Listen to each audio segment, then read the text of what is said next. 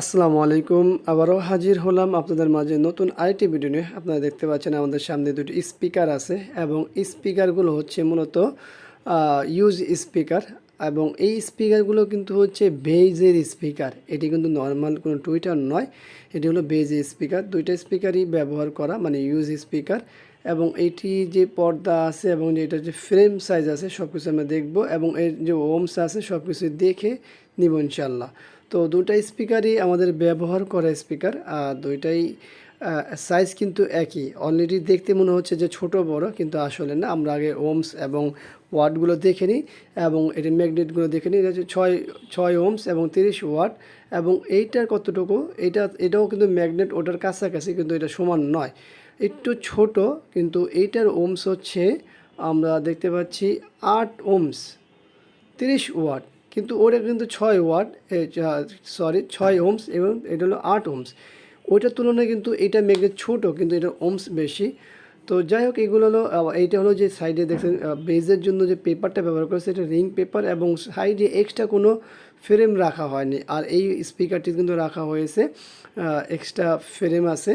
আর পর্দা তো ফ্রেম থাকবে, এটাই স্বাভাবিক, রিং পেপার যেটাকে বলা হয়। আর দুইটা কিন্তু আসলে দুইটা বেজের স্পিকার, দুই কোম্পানির। এইটা আমাদের হাতের ডান পাশে যেটা এখন ধরলাম সেটা হলো F&D, আর ওইটা হলো মাইক্রোল্যাবে ব্যবহার করা হয়েছে। তো দুইটা কিন্তু একই সাইজ, শুধুমাত্র যা পার্থক্য হচ্ছে এক্সট্রা ওই সাইডের যে ফ্রেমটি আছে। এছাড়া কিন্তু রিং পেপার যেটা আছে, রিং পেপার সহ সমান। এবং শুধুমাত্র ওমসের ক্ষেত্রে যেই কিছুটা ভিন্ন আছে, 2 ওমসের এদিক সেদিক। আমরা পেপারটা মিলে দেখুন, আমাদের কিন্তু রিং পেপার যেটা আছে মূল পেপার সেটা কিন্তু সমান, শুধুমাত্র এক্সট্রা স্পিকারের ফ্রেমটাই শুধু বেশি। তাছাড়া পেপারে যে সব কিছু আছে পেপারটা হলো সমান। তার অর্থ হচ্ছে আমাদের এই স্পিকার দুটোই একই সাইজে, জাস্ট অন্য দুই কোম্পানি হওয়ার কারণে ভিন্নতা আছে এবং একটার ওমস 2 ওমস বেশি আর একটা হলো 2 ওমস কম।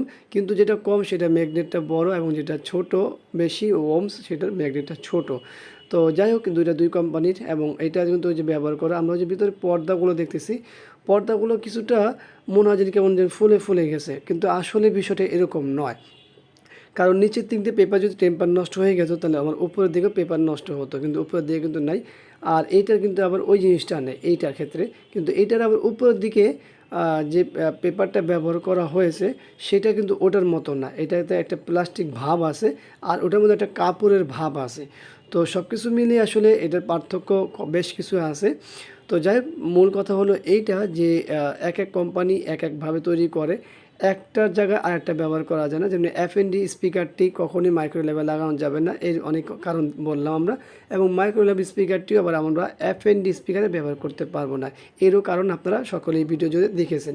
তো আশা করবো আপনাদের এই ভিডিওগুলো ভালো লাগবে। ভিডিওটা খুব ভালো লাগলে অবশ্যই লাইক করবেন, কমেন্ট করবেন, শেয়ার করবেন। আর এই স্পিকার লাগলে অবশ্যই আমাদের সাথে যোগাযোগ করবেন, নিচে নাম্বার দেওয়া আছে। সবাইকে ধন্যবাদ। আল্লাহ হাফেজ। আসসালামু আলাইকুম।